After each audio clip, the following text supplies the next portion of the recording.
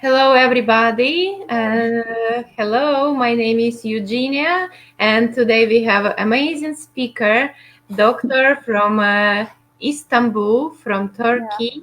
And my friend, I'm honored to call Melahat by my friend, is my friend because we met some years ago personally, and I was amazed by her professionalism and amazing projects she's doing. And today we are going to talk about design, about space management, spacing in general, architecture, and all the science and senses we put in our environment, in the buildings people create. And I'm very enlightened by this topic because of some interesting speeches I heard from Melahat at conferences, and I'm very curious to ask some questions and to hear the answers. So Melahat, the floor is yours. What are the current projects you are involved in, and what are the courses you are teaching at the university on design? Okay, good afternoon to everybody, and I want to thank too much to Eugenia for inviting me to this event, and I feel very much, kind of friendly here. Okay, so let's start. It's a bit hard to find yourself alive when you're talking from here, but yeah, we had a brief talk with Eugenia, and it's comfortable for me. In shortly, I may mention myself as a senior lecturer in interior architectural disciplines, and so because the interior architecture is a neighbor discipline of architecture. So I have cooperated with architectural workshops, architectural conferences, projects until now. But I have teaching experience in interior architectural departments in various universities in Turkey, and I'm holding my PhD in interior architecture and also the BFA MS from interior architecture discipline. But while the discussions, in the courses that I have been teaching and the conferences, workshops that I've indulged in, were all a part of my investigation, actually, in search of the poetics of space, meaning of space for the users, for the people, and leading to the authored papers on interrelations between semiotics, design, memory and place, and design education. And these are mostly happened actually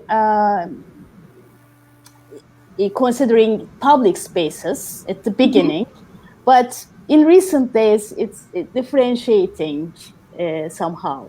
So were you asking something? Yeah, this topic is very, very on top during last 5 years in the frame of smart cities and this, like the very massive attack to the cities from the point of bringing more culture, bringing more sense to the common spaces, right?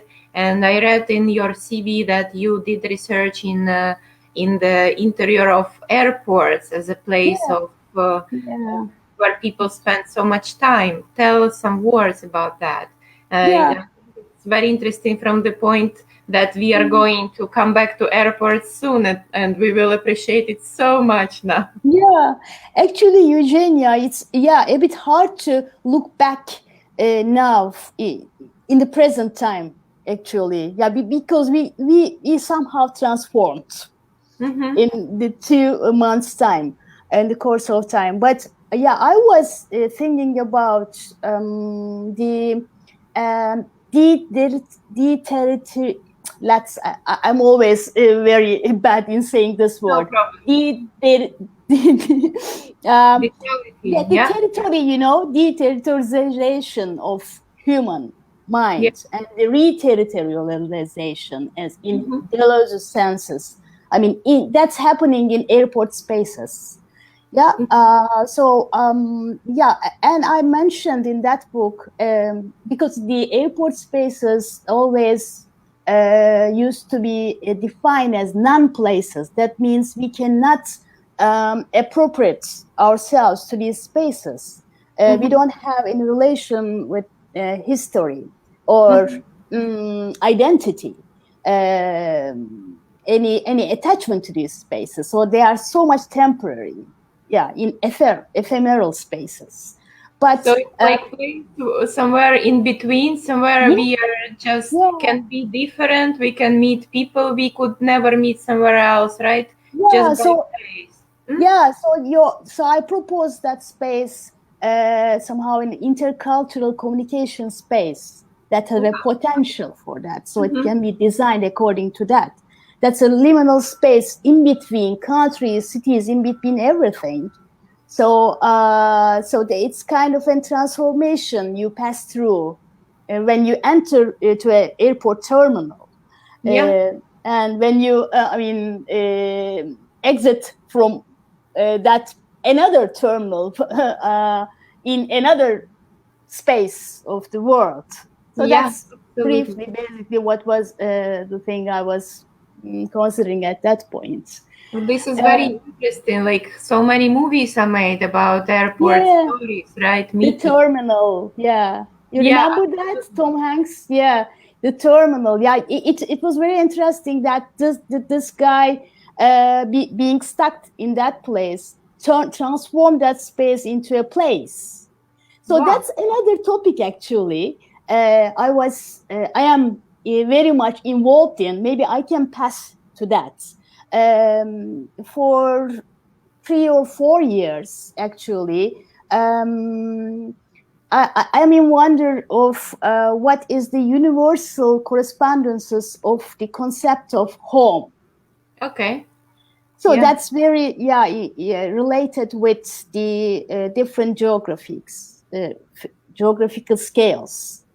This is very personal topic for me because I'm living in a country not of my origin, and for people who calling themselves nomads right now and working Yeah, from different places, I think yeah, this is very important thing to understand where is their yeah. home, right? Where we are belonging. So I was, yeah, I presented a paper in your conferences, one of your conferences Mm-hmm. that was happening in London.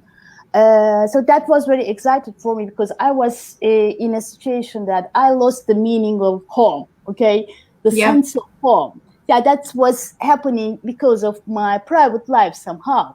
But Yeah. I began to think about the definition of home, actually, and there are I confronted with a huge literature Mm-hmm. about that. They are talking about the house as a physical and the feeling home. So I came to the point that actually at the end, as Jung puts it, the body is our ultimate home.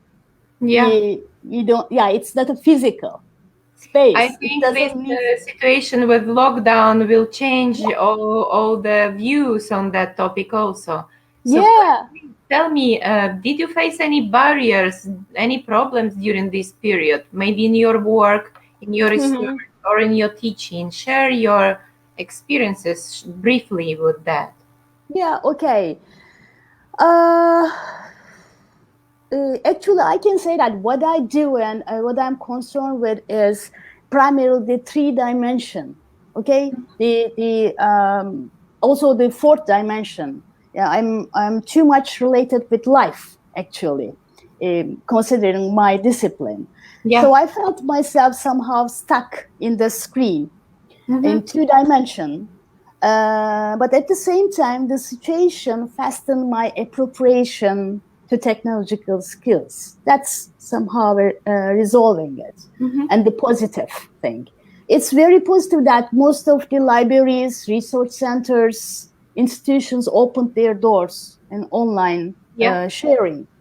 That was wonderful. And anxiety, my anxiety was not to miss any feedback considering design and spatial issues. and also I try to listen my inner thoughts actually in order to catch up what kind of transformation I am passing through, Yeah. because that's a very crucial time period that we are in a kind of transformation and we will be transformed somehow. That. If it stops, if it ends, I don't know, and it will turn out to be something else. So it's very, I mean, anonymous.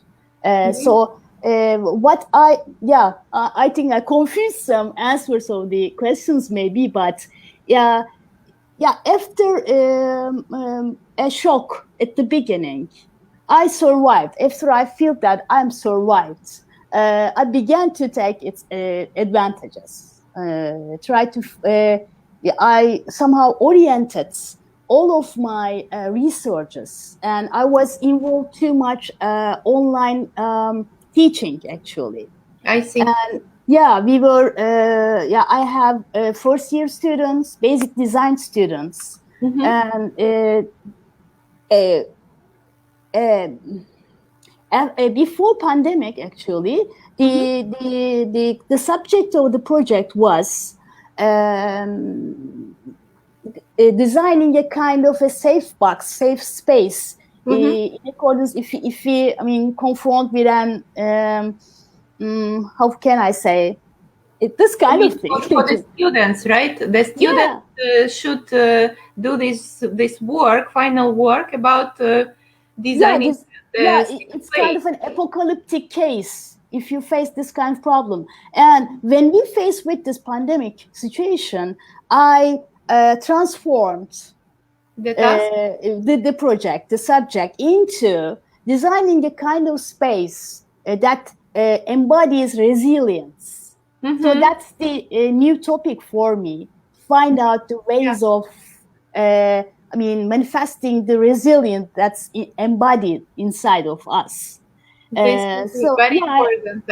Also for me, Mhm. for Poland, I think it's very on top topic could be. And tell me Yeah. something about Turkey. How this lockdown was going on in Turkey? Did you face any separation? Did you face any self isolation in Istanbul? Just share Yeah. some words with us. Yeah, actually, yeah, we were locked down in like 2 months. Mm-hmm. And yeah, I was at home actually, other Mm-hmm. than going out markets, something very Mm-hmm. urgent things. And I'm living in a very cosmopolitan space, so I'm a bit inside with that. I see. Yeah, in line with that, what I felt a bit lack is that I felt myself a bit removed from academic conversations. That Aha. I recognize that we are very much used to them, and I'm feeding with them. They somehow intuitively orient my research topics, but my institution, I will give its address, online address. Sure. Actually, they started. I felt very lucky that they started very quickly online talks. Okay, Oh. Mm-hmm. we were organizing weekly talks that are called as Archi Talks. It Okay. talks on architecture. I did one also, Like and an yeah, organizer, right? You did one like a mentor of the talk of the yeah, online. Actually, I was not mentor. I was the speaker. Okay. It was about a workshop that we organized. We conducted together, three people, three instructors, Mm-hmm. on a memorial space and the design of a memorial space on one of our students. And it was very interesting that she was. She passed away, but before passing away, she um, started online sharings of her life. So that Oh. was very interesting when looking from that period. Then and I came to the point during this talk that she actually designed her own memorial on our mind within this virtual space. That's very hot. We are living in it at the moment. She was very foreseeing. Crazy time, because now it's like absolutely different perception of how it is beautiful to go to the supermarket, right? Or to go to the fresh market, to see people, to be able to say, oh, hello, to see the eyes on mind, right? This is very, very like crashing to the mind.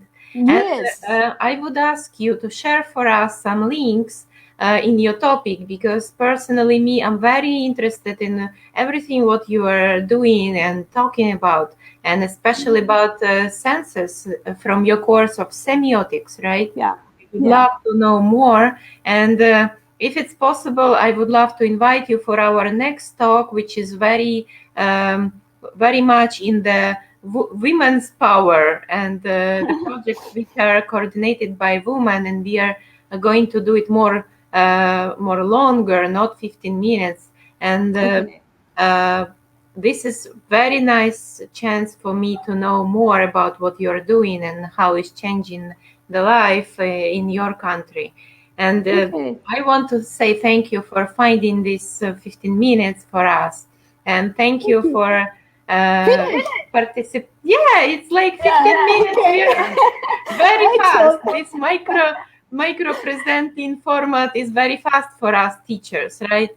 So thank you so much for sharing, and we are looking forward to the links which you can recommend for us. And should I send them to you? Yeah, and I will publish it under this video at Facebook, so everybody can check it deeper. Okay, Eugenie, thank you very much for this chance, actually. Yeah, I would be very much appreciated to talk again and to contribute what you're doing, your efforts from now on. Thank you so much. And also, we're planning to publish some tips and advices, practical advices from your area later under this video too. Thank you so much. Have a nice day. And big hello to Istanbul. This is my dream. Yeah, to Krakow also. I love Krakow. Thank you. Thank you. Goodbye. Wishing to see you face to face, live. Thank you. Bye-bye. Bye-bye. Love from Krakow.